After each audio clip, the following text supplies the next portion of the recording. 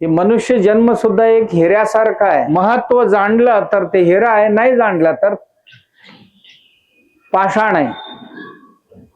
आम्ही यापूर्वी अनेको दगड असं टाकून संपवलेले आहोत. या मनुष्य जन्म येण्यापूर्वी अनेको जन्म आमचे असेच पाण्यात फुकट गेलेत. पण आता ही एक हाताला लागली, ह्याचा तरी सार्थक्य करून घ्यावं, याचा तरी सार्थक्य करून घ्यावं. नुसता हिरा असून चालत नाही, एक दगड असून चालत नाही, त्याला पैलू पाडावे लागतात, त्याला घासावं लागते, चमकवावं लागते, त्याला सुंदर बनवावं लागतं आणि आपोआप होत नसते. तसं मनुष्यही आपोआप काहीही बनत नसतो. बनवण्याकरता खूप मेहनत करावं लागतं. मनुष्य सुंदर आहे, प्रश्न नाही, प्रत्येक व्यक्ती सुंदर आहे. एकमेकांशी तुलना नाही केली तर आमच्या इतकी सुंदर जगात दुसरे कोण नाही. आम्ही दुःखी का होतो तर एक दुसऱ्यांशी आपण तुलना करतो. माझ्यापेक्षा ते, त्यांच्यापेक्षा मी किती कशात कमी आहे, अधिक आहे, याची तुलना करतो. जर तुलना बाजूला काढून ठेवली, आमच्यापेक्षा सुंदर कोणच नाहीये, कोणीच नाहीये. मी नेहमी आपल्याला म्हणत असतो, आम्ही दुःखी का झालो या संसारात, या तुलनेपायी दुःखी झालो. गावची सगळी माणसं गेले देवळात, प्रार्थना केली, देवा एकदाच आमच्या गावचा काय दारिद्र्य असेल ते संपून टाक, पुन्हा पुन्हा आम्ही तुमच्याकडे मागायला येणार नाही. देव सुद्धा म्हणाला, ठीक आहे, एकदाच तुम्हाला सगळ्यांना श्रीमंत करतो, तुम्ही काय म्हणाल ते देतो, फक्त तुम्ही काय करा, तुमच्या मनातली अपेक्षा जी आहे एक चिठ्ठीत लिहा, कागदात. तुम्हाला काय हवंय, काय मिळाल्याने तुम्ही श्रीमंत होणार आहे, ते एका चिठ्ठीत लिहा आणि लिहून इथे माझ्या मंदिरासमोर एक मोठं टोपली ठेवा आणि त्यात टाकून जावा. प्रत्येक घरच्याने, प्रत्येक व्यक्तीने आपापली अपेक्षा ह्यात लिहा आणि ह्यात टाका.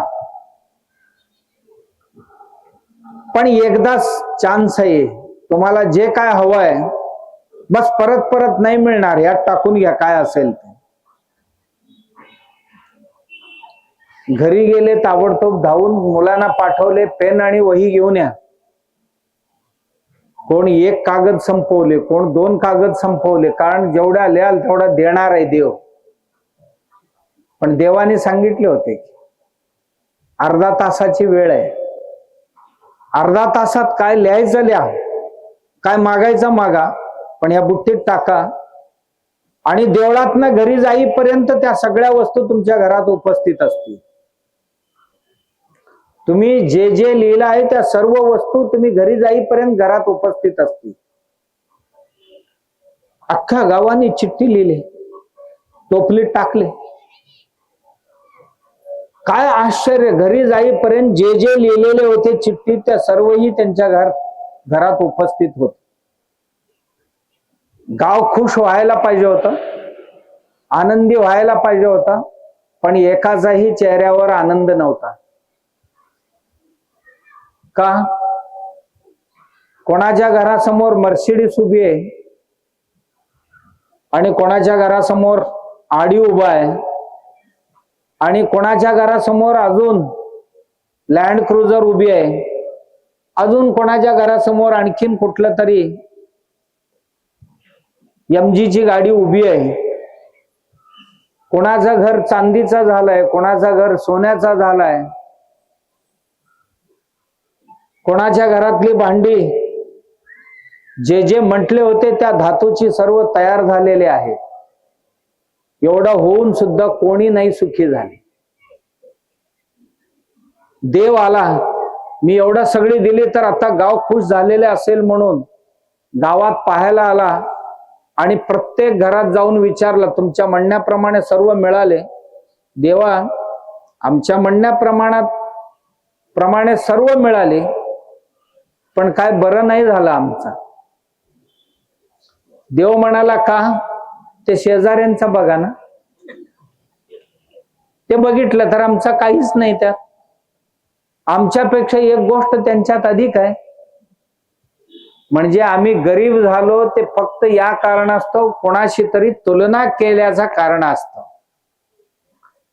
आम्ही जीवनात सुद्धा आयुष्यभर हेच करतो. माझा बाळ किती हुशार आहे यापेक्षा शेजारच्या बाळापेक्षा मार्क किती कमी घेतला की अधिक घेतला. माझी मुलगी इतरांपेक्षा पगार अधिक घेते की कमी घेते याच्यावर आम्ही आमचं ऐश्वर्य ठरवतो. आणि अशी तुलनात्मक ताळमेळ घालणारे कधीही आयुष्यात श्रीमंत होत नाही. ती सदाकाळ दरिद्री राहणार, सदाकाळ दरिद्री राहणार. का? आम्ही केवळ बाह्य ऐश्वर्यालाच ऐश्वर्य मानतो. नरस्य आभरणम रूपम रूपशाभरणम गुणः गुणशाभरणम ज्ञानम ज्ञानशाभरणम क्षमा. माणसांचं आभूषण काय असेल तर ज्याचा त्याचा रूप असतो. प्रत्येकाला भगवंतानी जे रूप दिलेले, इतके सुंदर दिलेले, इतके अद्भुत दिलेले, कशावरून? कारण त्यांच्यासारखा दुसरा नाहीये. ही भगवंताची वैशिष्ट्य. मला जसं बनवले माझ्यासारखं दुसरं जगात असू शकत नाही. माझ्या हातातली जे रेष आहेत दुसरं कोणाचीही नाहीये. माझा जो शरीर बनवलाय दुसरं कोणाचाही नाही. माझा जो आवाज बनवलाय भगवंत तो दुसरा कोणाचाही नाही. माझी जी बुद्धी, माझी जी मनसामर्थ्य, माझी जी शक्ती बिलकुल कोणाशीही मेळ खात नाही. प्रत्येक मशीन बनवताना भगवंताने, प्रत्येक मनुष्य भगवंताने डिझाईन वेगवेगळी केलेली आहे. आम्ही जिथे बसलेले आहोत एवढी डिझाईन्स भगवंताकडे वेगळी आहेत. आमच्या कारखान्यात एक डिझाईन बनवलं तर एका डिझाईनची लाख वस्तू काढतो आम्ही. तसं नाहीये. आमच्यासारखे दुसरं कोण नाहीच आहे. मग आम्ही तुलना दुसऱ्यांशी करावं का? कशासाठी करावं? काय म्हणून करावं? होऊ शकत नाही. आमच्यासारखे दुसरं कोणीच नाही. मी म्हणून नेहमी आपल्याला म्हणत असतो, भगवंताने या जगातल्या सगळ्यांना सांगितलं, माणसांना, पशु पक्षी प्राणी किडे मुंगी सगळ्यांना सांगितलं, तुम्ही मागाल ते वस्तू मी देणार आहे, परंतु तुमच्या जीवनातला अत्यंत प्रिय वस्तू त्याच्यापेक्षा दुसरा कुठला प्रिय असू शकत नाही असं प्रिय वस्तू घेऊन या. आणि जितक्या प्रिय वस्तू आणाल तितकं जास्त किमतीचा तुम्हाला भेट देईन मी. कोण काय काय कोण हिरे घेऊन गेले, कोण मोती घेऊन गेले, कोण पैसे घेऊन गेले, कोण आणखीन जड जवाहिरे घेऊन गेले भगवंताकडे. आम्हाला हे प्रिय आहे, आम्ही लॉकर मध्ये ठेवतोय, इतके प्रिय आहेत. फक्त देवा आम्ही आपल्यासाठी घेऊन आलोय. पण एक कावळीण होती, ते कावळीणीने आपल्या पिल्लाला घेऊन गेली होती आणि ते बघून बाकी सगळे हसले. काय मूर्ख ही कावळीण, लोकांनी काय आणले, हिनं काय आणले बघा म्हणाले. देवासमोरच बोलले. देव म्हणाला, मूर्ख कावळीण नाहीये, तुम्ही सगळे मूर्ख आहात. का?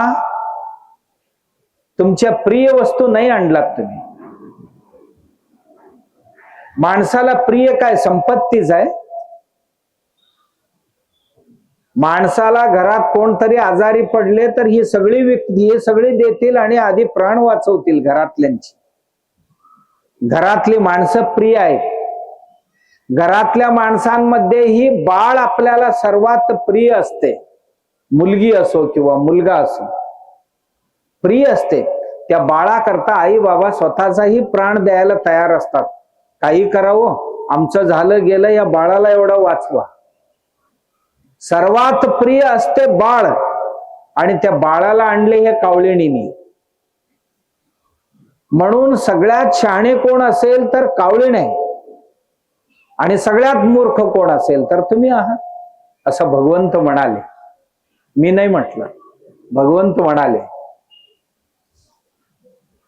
आम्ही आमच्या जीवनात कशाला तरी प्रिय मानतो, कशाला तरी किमतीचं मानतो. किमतीचं सर्वात काय जास्त असेल तर आपणच आपल्या किमतीची असतो. आमच्यासारखे दुसरे कोणच नाहीये. आमचं रूप इतकं सुंदर आहे, दुसऱ्यांशी तुलना नाही केली तर आमच्यासारखं सुंदर. आम्ही सावळे असू नाही तर गोरे असू, कुठलं गुण अधिक असेल, कुठलं गुण कमी असेल, पण आमच्यासारखे आम्हीच असतो. पण असं नाही की कोणाला तरी हिणवण्यासाठी म्हणायला नाही आहे, पण नैसर्गिकरित्या भगवंतानी आम्हाला बनवले, आमच्यासारखे आम्हीच. संसारात माणसाने कधीही कोणाशीही स्वतःची तुलना करू नये, किंवा दुसऱ्यांची सुद्धा एकमेकांशी तुलना करून पाहू नये, आणि पाहण्याची गरजही नाही. आणि ते केल्याने आम्हाला काही मिळणार नाही. काय मिळणार आहे? काहीच मिळू शकत नाही. आणि आम्हाला जे मिळालेले आहेत त्याच्यातच आपण तृप्त राहण्याचा प्रयत्न करायचा, तृप्त राहण्याचा प्रयत्न करायचा. नरस्य आभरणम रूपम, आमचं आभूषण कुठलं असेल तर आमचं रूप आहे. आणि नुसतं सुंदर दिसून उपयोग नाही. रूपस्य आभरणम गुणः, आणि या सुंदर रूपाबरोबर त्याला साजेशी गुण जर आतमध्ये असतील, मनात या शरीराला साजेशी जर गुण असतील तर आणखीन काय बघायचं. त्याच्याकडे प्रेम आहे, परोपकार आहे, दया आहे, करुणा आहे, मैत्री आहे, साहस आहे, दान धर्म करण्याची गुण आहे, सेवा करण्याची गुण आहे, प्रामाणिकता आहे, शांतता आहे, आणि मिळेल त्यात तृप्त राहण्याची एक उत्तम गुण आहे आमच्याकडे. माणूस उत्तम कशाने बनतो? हे शरीराने उत्तम नाही बनत, शरीरातल्या गुणांनी उत्तम बनतो. माणसांच्या मौल्य वाढवणारे कोण असतील? आमचे गुण आहे, आमचे गुण आहे. त्या गुणांनी आम्ही उत्तम बनतो. ते गुण मी किती कमवतो माझ्या आयुष्यात, माझ्या आयुष्यात मी किती घेतो यापेक्षा मी किती देतो हे किमतीचे असते. मी किती कमवलं यापेक्षा मी किती दिलं लोकांना. म्हणून एक अमेरिकेचा राष्ट्रपती, माजी राष्ट्रपती आहे, त्यांचा एक अभिप्राय होता, देशाला हे नाही विचारायचं कधी की या देशाने मला काय दिलं, त्यापेक्षा या देशासाठी मी काय दिलं. आपलं एक गीत सुद्धा आहे, देश मला काय देते यापेक्षा मी काय अर्पण केलेले ते जरूर पाहावं. आम्ही किती अर्पण करतो दुसऱ्यांसाठी, माझा वेळ किती दिला मी दुसऱ्यांचा कष्टात किती योगदान दिला, मी माझ्या समाजासाठी, माझ्या देशासाठी, माझ्या गावासाठी, माझ्या लोकांसाठी, माझ्या समाजासाठी, किंवा जरूरत गरजमंद लोकांसाठी, गरजू लोकांसाठी, किंवा इतरांसाठी मी किती कामाला आलो हे माझं मौल्य ठरवत असते, माझं मौल्य ठरवत असते. जरूर आपण विचार करावा, माझ्या रूपापेक्षाही मी किती सुंदर दिसतो. एखादा घोडा आहे, खूप सुंदर आहे दिसायला, आणि घोडा असतो बसून फिरण्याकरता, पण हा घोडा इतकं सुंदर आहे की असंच विकलं तर करोड रुपये मिळतील त्याला. पण तुम्ही जीन लावून वर बसलात, लगाम टाकून बसलात की खालीच बसते. सुंदर असून काय उपयोग? निरुपयुक्त असेल तर निरुपयुक्त सौंदर्य काही कामाचा नाही. तसं गुणहीन रूप काही कामाला येत नाही. म्हणून रूपापेक्षाही गुण श्रेष्ठ आहेत आणि गुणापेक्षाही ज्ञान श्रेष्ठ आहे. कुठल्या गुणांचा कधी आणि कसं आणि किती वापर करावं हे ज्ञान नसेल तर, माझ्याकडे एक दानशूरता आहे, ही दानशूरता मी कुठे वापरावं? येईल त्याला देत राहिलो, 2 दिवसात मी भिकारी व्हायला वेळ लागत नाही. मी कोणाला द्यावं, किती द्यावं, केव्हा द्यावं आणि कसं द्यावं हे जर ज्ञान मला नसेल, मला फक्त द्यायची बुद्धी आहे, गुणच आहे माझ्याकडे, पात्रता न पाहता जर द्यायची गुण असेल तर त्या गुणाला काही किंमत नाही. पात्रता म्हणजे ज्ञान आहे. तसेच मैत्री गुण आहे माझ्याकडे, कोणाशी मैत्री करावी हे जर माहित नसेल, आयुष्य बर्बाद होईल माझे. मैत्री कोणाशी करावी याची जर ज्ञान नसेल, माझी मैत्री गुण नष्ट होऊन जाईल. परोपकार करण्याची वृत्ती आहे माझी, कोणाला करावी हे जर माहित नसेल तर आयुष्य बर्बाद होऊन जाईल. आमच्याकडे विद्या आहे, पण त्या विद्येचं ज्ञान म्हणजे अनुभव, माहिती अधिक अनुभव, या दोन्ही एकत्र आले तर ज्ञान होते. नॉलेज कधी बनते? Information plus experience equal to knowledge. या दोन्ही एकत्र यायला पाहिजे. केवळ माहिती असून चालत नाही, त्याचा वापर करण्याचा, केल्याचा अनुभव सुद्धा पाहिजे. तेव्हा आमची इन्फॉर्मेशन ज्ञानामध्ये कन्वर्ट होतो, परिवर्तन होतो. म्हणून आमच्याकडे ज्ञान असणंही गरजेचे आहे. नुसतं ज्ञानही उपयोग नाहीये. ज्ञानस्य आभरणम क्षमा. ज्ञानाची पराकाष्ठा काय असेल? माणसांची क्षमागुण. कोणाला क्षमा करावं, कधी करावं, कसं करावं, हे जे कृती आहे ना, हे सर्वात मोठं असतं आणि त्याच्यावरच माणूस मोठं होत असतो. छोट्या गोष्टींना चिडणारा मोठं होत नाही. छोट्या गोष्टी जाऊ द्या, लहान सहान गोष्टी असतील, कोणाची आहे तेही महत्वाची आहे.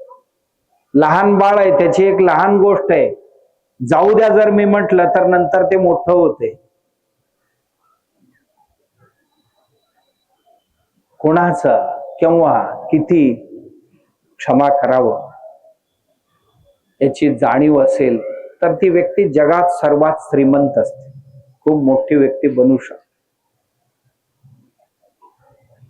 आणि यासाठी आपण आपली जीवन खर्च करत असतो. हे असंच नाही प्राप्त होणार, याच्यासाठी मंथन करावं लागतं. शरीर आणि बुद्धी हे झिजवावं लागतात. मन सुद्धा मंथित करावं लागते, मनाला मंथन करावं लागतं. दुधात तूप आहे हे केवळ माहिती असल्याने तूप काय हाती लागत नाही, असे ठेवून द्या, 2 दिवसात दूधच खराब होऊन जाईल. तूप मिळायचं राहिले बाजूला, दुर्गंधी सुटेल. एक तर त्याला तरी बाहेर काढायला पाहिजे, नाहीतर त्याला घरात ठेवले तर आपण बाहेर जाऊन झोपायला पाहिजे, अशी स्थिती निर्माण होईल. का दुधात तूप नाही असं म्हणायचंय का कोणाला? नाहीये. दुधात तूप आहे म्हटल्याने काय तूप हाताला लागणार आहे का? नाहीये. त्याच्याकरता मंथन करावं लागतं. माणसांच्या जीवनाला मूल्य आहे एवढा म्हटल्याने काय कोणी मूल्यवान बनत नाही. त्याच्याकरता आम्हाला जीवनात खूप साऱ्या गोष्टींची चिंतन मंथन करावं लागतं. आता अध्यात्मशास्त्रात सुद्धा सगळ्यांच्या हृदयात परमात्मा आहे. ईश्वर सर्वभूतानां हृत्येशे तिष्ठति अर्जुन. ईशावास्यमिदं सर्वं यत्किंच जगत्यां जगत.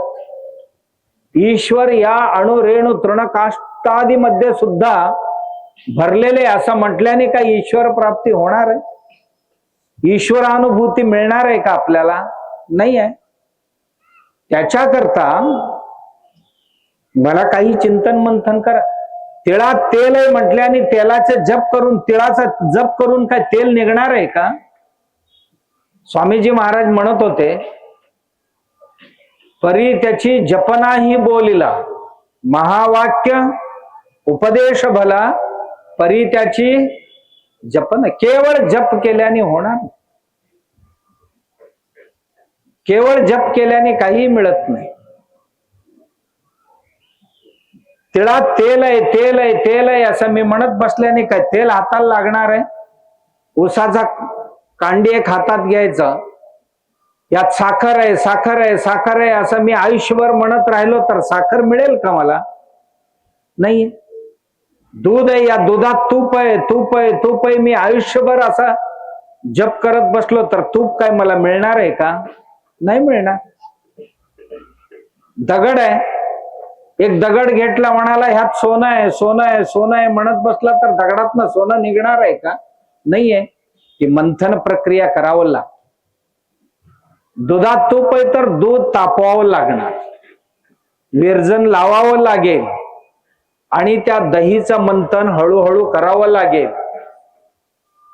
आणि मग जेव्हा दुधातनं कण फुटतील, लोणीची कण फुटतील आणि एवढ्या दुधात जेवढी दूध आहे तेवढी तूप असणार आहे का त्यात? 30 किलो दुधामध्ये 1 किलो तूप निघतो. म्हणजे 1 किलो तुपामध्ये किती असणार? 1 किलो दुधामध्ये किती असणार? आम्ही म्हणतो या सगळे दूध तुपाचंच आहे असं म्हणून चालणार आहे का? आम्ही मंथन केल्यानंतर थोडस मिळत असतो. जे मिळतंय ते सोन्यासारखे किमतीचे असते आणि ती लोणी काढावं लागणार, मग पुन्हा ते तापवावं लागणार. जे तूप मिळेल 1000 वर्ष ठेवले तरी त्याला काय होणार नाही, ते शाश्वत आहे. अन्यथा जर त्याला काढलं नाही दुधाबरोबर ते नाश पावून जाणार. तसा आमच्या हृदयात जरी परमात्मा असला, या सृष्टीतल्या प्रत्येक अणुरेणूमध्ये जरी परमात्मा असला, आम्ही चिंतन मंथन केल्याशिवाय आम्ही मंथन करायला पाहिजे, श्रवण केला पाहिजे, त्याचा मनन केला पाहिजे, त्याचा ध्यास धरायला पाहिजे. तेव्हा आम्हाला साक्षात्कार नावाचा तूप हाताला लागेल, साक्षात्कार नावाची गोष्ट हाताला लागेल. गुरुकडे जायला पाहिजे, गुरुमुखातनं श्रवण केला पाहिजे, त्या श्रवणाचा मनन केला पाहिजे आणि त्यातनं जे सार निघेल त्या साराचा निधिध्यास करायला पाहिजे. निधीचा ध्यास जसा करतो तसं ही जी आत्मनिधी आहे, परमात्मनिधी आहे, त्याचा सारखा ध्यास धरायला पाहिजे. आणि जी मनात ज्याचा ध्यास धरतो त्याचा साक्षात्कार होते. जसं मनात असते तसं स्वप्नात दिसते. जी ध्यानी असे ते स्वप्नी दिसे म्हणतात, तसं आम्हाला दिसेल. याकरता मंथन आवश्यक आहे. ऊसाचा तुंडका असेल, ऊसाची कांडी असेल तर त्याला घाणीत घालायला पाहिजे, रस काढायला पाहिजे, रस तापवायला पाहिजे, मळी काढायला पाहिजे. मग हळूहळू त्यातनं घट्ट होईल, त्यातनं क्रिस्टल्स तयार होतील. मग तेव्हा गुळ बनेल ते थंड केल्यानंतर, किंवा साखर तरी बनेल. केवळ जप केल्याने नाही बनणार. दगडात सोनं आहे तर ते गाळावं लागेल, तर भट्टीतनं गाळल्यानंतरच बाकीचं जळून जाईल आणि सोनं तेवढं राहील आणि हाताला लागेल. तीळ असेल, शेंगा असेल, घाणीत टाकल्यानंतर घाणीतनं तेल निघेल. कुठल्याही गोष्टी मंथनाशिवाय, कुठलीही गोष्ट प्रयत्नाशिवाय प्राप्त होऊ शकत नाही. आम्ही म्हणतो देव करेल आमचा सर्व. देव करणारी गोष्ट एवढीच आहे, वय झाले की ऐकणं कमी करतो, वय झाले की दिसायला कमी दिसायला लागतो. ही नैसर्गिक क्रिया आहेत. वय झाले की कानाजवळची केस पहिल्यांदा पिकतात, ऐकला नाही तर मग हळूहळू पुढची पिकायला लागतात. कोणाचेही बघा, कुठली पिकतात, इथलीच पिकतात पहिलं, आणि ह्याच्याकडे ध्यान नाही दिलं तर इथली पिकायला लागतात, आरशातनं तरी बघेल म्हणून. आत्ता तरी सुरू करा. एवढं आयुष्य गेलेले, आता पुढील एवढं राहिलेले आयुष्य तरी प्रयत्न करा. सगळे दगड गेले ठीक आहे, जे राहिलेले एक दगड आहे, एवढं आयुष्य गेलंय ठीक आहे, पण राहिलेली जेवढी आयुष्य आहे त्याच्यातनं तरी काहीतरी करून घ्या. असं परमात्म्याचा आम्हाला एक एक अवयवांच्या माध्यमातून आठवण करून देतो.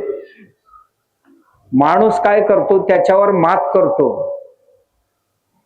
डोळे मंद केला की चष्मा लावतो, कान मंद केले की मशीन लावतो, आणि केस पिकवले की डांबरीकरण करतो.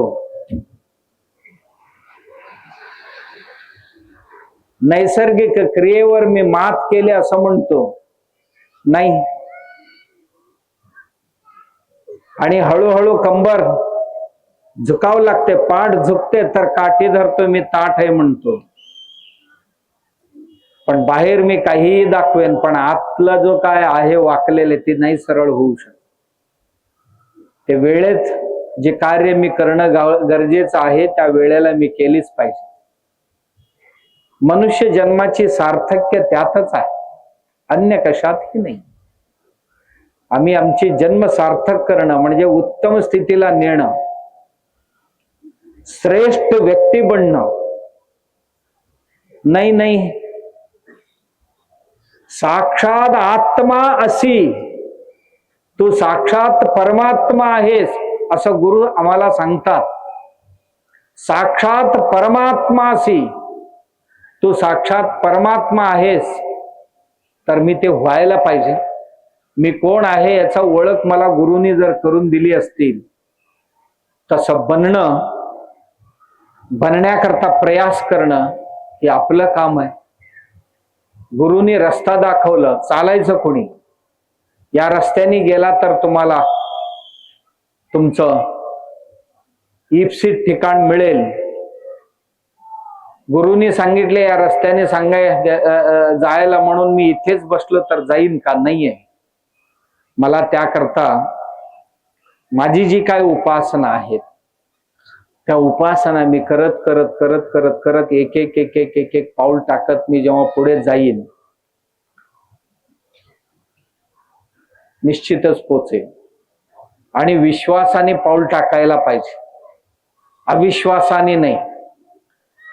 स्वामीजी महाराज म्हणत होते की विश्वासिता निरूपणी मुक्ती लाभे तत्क्षणी. आमचा प्रत्येक पाऊल विश्वासाचा असायला पाहिजे. सांगितले खरे काय होते की नाही हे मनात असेल तर नाही होणार. कुमारिल भट्ट नावाचे एक महान पंडित होते. कुमारिल भट्ट हरिद्वारला राहत होते शंकराचार्यांच्या वेळी. शंकराच्या हे कुमारिल भट्ट द्वैत शास्त्रात सिद्धांताचे पंडित होते. शंकराचार्य अद्वैताची पंडित होते. शंकराचार्य शोधून शोधून अशा लोकांशी शास्त्रार्थ करून त्यांना जिंकायचं म्हणत होते. कुमारिल भट्टाला हरवण्याचा काम कोणालाही जमलं नव्हतं. इतका महान विद्वान होता कुमारिल भट्ट. पण त्याच्या मनात एक संशय उत्पन्न झाला आणि त्याचा आत्मविश्वास डगमगला आणि कुमारिल भट्ट हरला. त्या ज्ञान कमी नव्हतं, पांडित्य कमी नव्हतं, सर्व होता, शंकराचार्यांपेक्षाही अधिक होता, पण आत्मविश्वास कमी पडला आणि कुमारिल भट्ट हरले आणि डोळे गेले त्यांचे. जो हरेल त्याचे डोळे जातील, डोळे गेले.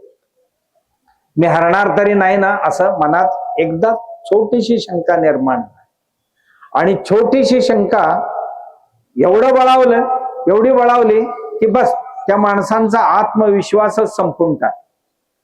आमच्या मनात आम्ही करत असलेल्या आध्यात्मिक साधनांच्या बाबतीत किंचितही गुरुनी आपल्याला केलेले उपदेश आणि दिलेले उपासना या बाबतीत किंचितही शंका न बाळगता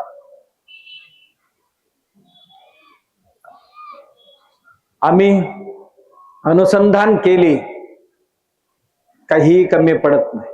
कोणी असो, कोणालाही कमी पडत नाही. सद्गुरु सारिखा असता पाठी राखा, हा विश्वास जर आमच्याकडे असेल, किंचितही मनात शंका येता कामा नये. आत्मविश्वासाने करत असो, कोणालाही काही कमी पडत नाही. सगळ्यांचे संसार, सगळ्यांचे पारमार्थिक साधना निश्चित सिद्धीपर्यंत पोचणार, विभूतिमत्व प्राप्त होणार, म्हणजे सिद्धी प्राप्त होणार. सिद्धी संशयाने कधीही प्राप्त होत नाही. सिद्धी विश्वासाने प्राप्त होतात. आम्ही करत असलेले साधना जे आहे त्या साधनेवर आमचे ठाम विश्वास पाहिजे तर प्राप्त होतात. अशी दृढ विश्वासाने, ठाम विश्वासाने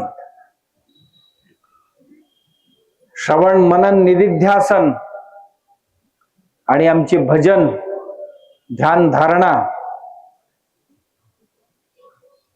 आत्मविश्वासाने जर केली तर निश्चित आपण आत्मसिद्धी, परमात्मसिद्धी